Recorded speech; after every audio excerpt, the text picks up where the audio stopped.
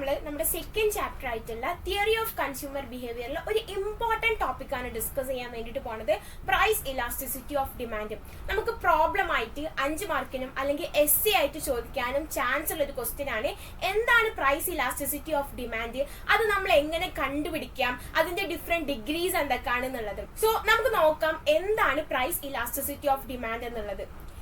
Price elasticity of demand എന്ന് പറഞ്ഞാൽ നമ്മൾ ഏതൊരു ഗുഡ്സ് ആണെന്നുണ്ടെങ്കിലും അതിന്റെ പ്രൈസ് ചേഞ്ച് ചെയ്യുന്നതിനനുസരിച്ചിട്ട് അതിന്റെ ഡിമാൻഡിൽ വരുന്ന ആ ഒരു റെസ്പോൺസ് അല്ലെങ്കിൽ ആ ഒരു ചേഞ്ചിനാണ് നമ്മൾ എന്തെന്ന് പറയുന്നത്, പ്രൈസ് ഇലാസ്റ്റിസിറ്റി ഓഫ് ഡിമാൻഡ് എന്ന് പറയുന്നത്. ഓക്കെ, അപ്പൊ ഈ റെസ്പോൺസീവ്നെസ് അനുസരിച്ചിട്ട്, അതായത് പ്രൈസിന്റെ ഡിഫറെന്റ് ലെവലിൽ നമുക്ക് ചേഞ്ചസ് ഉണ്ടാവും. ചിലപ്പോൾ പ്രൈസ് കൂടാം, കുറയാം, പ്രൈസ് കൂടുന്നതും കുറയണതും തന്നെ ഒരു പെർസെന്റേജ് കണക്കിലാവാം.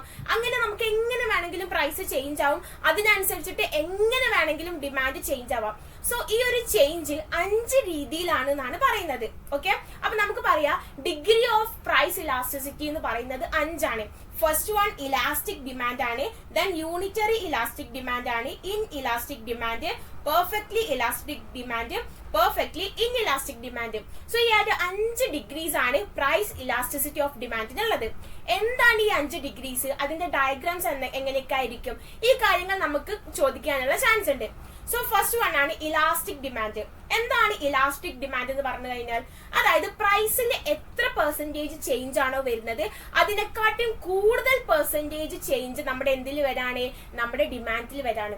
സപ്പോസ് നമ്മൾ പറയാണ് 5% ആണ് പ്രൈസിൽ വന്ന ചേഞ്ച്, പക്ഷേ ഡിമാൻഡിൽ 10% ചേഞ്ച് ഉണ്ടായി.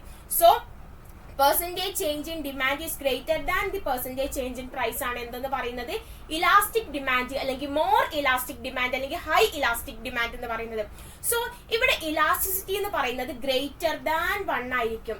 നമ്മൾ ഇലാസ്റ്റിസിറ്റി കാൽക്കുലേറ്റ് ചെയ്യുമ്പം 1നേക്കാളും കൂടുതലാണ്, നമുക്ക് 2 അല്ലെങ്കിൽ 1.1 ഇങ്ങനെ 1നേക്കാട്ടി എത്ര കൂടുതലും കിട്ടിയാലും അതിന് നമ്മൾ എന്തെന്നാണ് പറയുന്നത്, അതിന് നമ്മൾ ഇലാസ്റ്റിക് ഡിമാൻഡ് അല്ലെങ്കിൽ മോർ ഇലാസ്റ്റിക് ഡിമാൻഡ് എന്നാണ് പറയുന്നത്. ഓക്കെ, ഇതിന്റെ ഡയഗ്രാം വരുന്നത് ഈ ഒരു രീതിയിലാണ്. അതായത് നമ്മുടെ എക്സ് ആക്സിസിലേക്ക് കൂടുതൽ സ്റ്റീപ്പ് ആയിട്ടാണ് എന്ത് വരാ, ഇതിന്റെ ഡയഗ്രാം ഉണ്ടാവാം. സോ നമ്മൾ ഡയഗ്രാം വരയ്ക്കുമ്പോൾ ഇങ്ങനെയാണ് നമ്മൾ വരച്ചു കൊടുക്കുക. ഈ ഒരു രീതിയിലായിരിക്കും നമ്മുടെ എന്തുണ്ടാവുക, ഇലാസ്റ്റിക് ഡിമാൻഡ് അല്ലെങ്കിൽ മോർ ഇലാസ്റ്റിക് ഡിമാൻഡിന്റെ എന്തുണ്ടാവുക, ഡയഗ്രാം ഉണ്ടാവുക. ദെൻ സെക്കൻഡ് വൺ ആണ് unitary elastic demand. Unitary elastic demand നേരത്തെ നമ്മൾ പറഞ്ഞു എന്താണ്, പ്രൈസിൽ വരുന്ന ചേഞ്ചിനെക്കാട്ടി കൂടുതലായിരിക്കും ഡിമാൻഡിൽ വരുന്ന ചേഞ്ച്. ഇവിടെ നേരെ തിരിച്ചിട്ടാണ്, അതായത് പ്രൈസിൽ എത്ര ചേഞ്ച് ആണോ വരുന്നത് ആ സെയിം ചേഞ്ച് തന്നെ ആയിരിക്കും എന്തിലും ഉണ്ടാവുക, ഡിമാൻഡിലും ഉണ്ടാവുക. സോ പ്രൈസ് 5% ആണ് ഇൻക്രീസ് ആവുന്നത്, സെയിം 5% തന്നെ എന്തും ഇൻക്രീസ് ആവും, ഡിമാൻഡും ഇൻക്രീസ് ആവും. സോ അതിനാണ് നമ്മൾ എന്തെന്ന് പറയുന്നത്, യൂണിറ്ററി ഇലാസ്റ്റിക് ഡിമാൻഡ് എന്ന് പറയുന്നത്. യൂണിറ്ററി ഇലാസ്റ്റിക് ഡിമാൻഡിൽ ഇലാസ്റ്റിസിറ്റി എന്ന് പറയുന്നത് ഈക്വൽ ടു 1 ആയിരിക്കും. നേരത്തെ ഗ്രേറ്റർ ദാൻ 1 ആണ്, ഇപ്പൊ എന്താണ്, ഈക്വൽ ടു 1 ആയിരിക്കും. സോ നമ്മളത് കാൽക്കുലേറ്റ് ചെയ്യുമ്പോൾ നമുക്ക് 1 എന്നാണ് ആൻസർ കിട്ടുന്നത് എന്നുണ്ടെങ്കിൽ നമുക്ക് എന്ത് പറയാം, അത് യൂണിറ്ററി ഇലാസ്റ്റിക് ഡിമാൻഡ് ആണ് എന്ന് പറയാം. ഓക്കെ, ദെൻ അതിന്റെ ഡയഗ്രാം എന്ന് പറയുന്നത് ഒരു റെക്ടാങ്കുലർ ഹൈപ്പർബോൾ ആയിരിക്കും. എന്തായിരിക്കും, റെക്ടാങ്കുലർ ഹൈപ്പർബോൾ ആണ് നമ്മുടെ എന്തിന്റെ, റെക്ടാങ്കുലർ ഹൈപ്പർബോൾ ആണ് നമ്മുടെ യൂണിറ്ററി ഇലാസ്റ്റിക് ഡിമാൻഡിന്റെ കർവ് എന്ന് പറയുന്നത്. ഓക്കെ, ദെൻ അടുത്തതാണ് ഇൻ ഇലാസ്റ്റിക് ഡിമാൻഡ്. ഇവിടെ നമ്മൾ ഫസ്റ്റ് പറഞ്ഞതിന്റെ നേരെ ഓപ്പോസിറ്റ് ആണ്. അതായത് നമ്മുടെ പ്രൈസിൽ എത്ര ചേഞ്ച് ആണോ വരുന്നത് അതിനെക്കാട്ടും കുറവ് ചേഞ്ച് ആയിരിക്കും നമ്മുടെ എന്തിലുണ്ടാവുക, ഡിമാൻഡിൽ ഉണ്ടാവുക. അതായത് പ്രൈസ് 5% ആണ് എന്തുണ്ടായത്, ചേഞ്ച് ഉണ്ടായത്, പക്ഷെ 3% മാത്രമേ എന്തിൽ ചേഞ്ച് ഉണ്ടായിട്ടുള്ളൂ, നമ്മുടെ ഡിമാൻഡിൽ ചേഞ്ച് ഉണ്ടായിട്ടുള്ളൂ. സോ അതിനാണ് നമ്മൾ എന്തെന്ന് പറയുന്നത്, ഇൻ ഇലാസ്റ്റിക് ഡിമാൻഡ് എന്ന് പറയുന്നത്. ഇവിടെ ഇലാസ്റ്റിസിറ്റി ലെസ് ദാൻ 1 ആയിരിക്കും. ഓക്കെ, ഇലാസ്റ്റിസിറ്റി ലെസ് ദാൻ 1 ആയിരിക്കും. 0, 0.1, 0.2 അങ്ങനെ ലെസ് ദാൻ 1 ആയിരിക്കും എന്തെന്ന് പറയുന്നത്, ഇലാസ്റ്റിസിറ്റി എന്ന് പറയുന്നത്. ഓക്കെ, ഇതിന്റെ കർവ് എന്ന് പറയുന്നത് വൈ ആക്സിസിലേക്കായിരിക്കും കൂടുതൽ ഉണ്ടാവുക. നേരത്തെ എക്സ് ആക്സിസിലേക്ക് കുറച്ചും കൂടി സ്റ്റീപ്പ് ആയിട്ടായിരുന്നു, ഇത് വൈ ആക്സിസിലേക്കായിരിക്കും ഉണ്ടാവുക. സോ ഇതിനാണ് നമ്മൾ എന്തെന്ന് പറയുന്നത്, ഇൻ ഇലാസ്റ്റിക് ഡിമാൻഡ് എന്ന് പറയുന്നത്.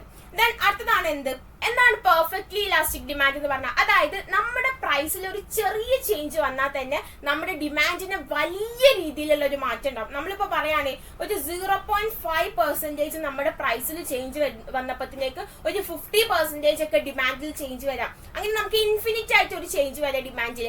അതിനാണ് നമ്മൾ എന്തെന്ന് പറയുന്നത്, പെർഫെക്റ്റ്ലി ഇലാസ്റ്റിക് ഡിമാൻഡ് എന്ന് പറയുന്നത്. ഓക്കെ, അപ്പൊ എത്രയാണോ ചേഞ്ച് ഉണ്ടാവുന്നത് അതിന് ഇൻഫിനിറ്റ് ചേഞ്ച് ഡിമാൻഡിൽ ഉണ്ടാവുന്നതിനാണ് നമ്മൾ പെർഫെക്റ്റ്ലി ഇലാസ്റ്റിക് ഡിമാൻഡ് എന്ന് പറയുന്നത്. ഇലാസ്റ്റിസിറ്റി ഇൻഫിനിറ്റി ആയിരിക്കും. ഇതിന്റെ കർവ് എന്ന് പറയുന്നത് പാരലൽ ടു എക്സ് ആക്സിസ് ആയിരിക്കും. ഓക്കെ, ദെൻ നമ്മുടെ ലാസ്റ്റ് ഡിഗ്രി ആണ് പെർഫെക്റ്റ്ലി ഇൻ ഇലാസ്റ്റിക് ഡിമാൻഡ്. നമ്മുടെ പ്രൈസിൽ എത്ര ചേഞ്ച് ആയാലും അത് ഡിമാൻഡിനെ ഒരു കാരണവശാലും ബാധിക്കില്ല. പ്രൈസ് എത്ര കൂടിയാലും എത്ര കുറഞ്ഞാലും ഡിമാൻഡ് എന്തെന്നായിരിക്കും, സെയിം എന്നായിരിക്കും. അതിനാണ് നമ്മൾ എന്തെന്ന് പറയുന്നത്, പെർഫെക്റ്റ്ലി ഇൻ ഇലാസ്റ്റിക് ഡിമാൻഡ് എന്ന് പറയുന്നത്. ഓക്കെ, സോ ഇവിടെ ഇലാസ്റ്റിസിറ്റി എന്ന് പറയുന്നത് ഈക്വൽ ടു 0 ആയിരിക്കും. ആൻഡ് ഇതിന്റെ കർവ് എന്ന് പറയുന്നത് പാരലൽ ടു വൈ ആക്സിസ് ആണ്. പെർഫെക്റ്റ്ലി ഇലാസ്റ്റിക് ഡിമാൻഡ് ആണെന്നുണ്ടെങ്കിൽ പാരലൽ ടു എക്സ് ആക്സിസ് ആണ്. പെർഫെക്റ്റ്ലി ഇൻ ഇലാസ്റ്റിക് ഡിമാൻഡ് എന്ന് പറഞ്ഞാൽ പാരലൽ ടു വൈ ആക്സിസ് ആണ്.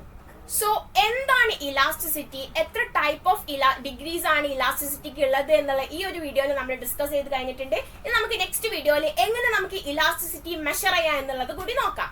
അപ്പൊ എന്താണ് ഇലാസ്റ്റിസിറ്റി എന്ന് നിങ്ങൾക്ക് മനസ്സിലായിട്ടുണ്ടാവും. ആൻഡ് ഇലാസ്റ്റിസിറ്റിക്ക് 5 ഡിഗ്രീസ് ആണുള്ളത്. ആ 5 നമ്മൾ ഡിസ്കസ് ചെയ്ത് കഴിഞ്ഞിട്ടുണ്ട്. അതിന്റെ ഓരോ ഗ്രാഫും എങ്ങനെ വരയ്ക്കണം എന്ന് കൂടി നിങ്ങൾക്ക് മനസ്സിലായിട്ടുണ്ടാവും. സോ അടുത്ത വീഡിയോ ആയിട്ട് നമുക്ക് വീണ്ടും കാണാം.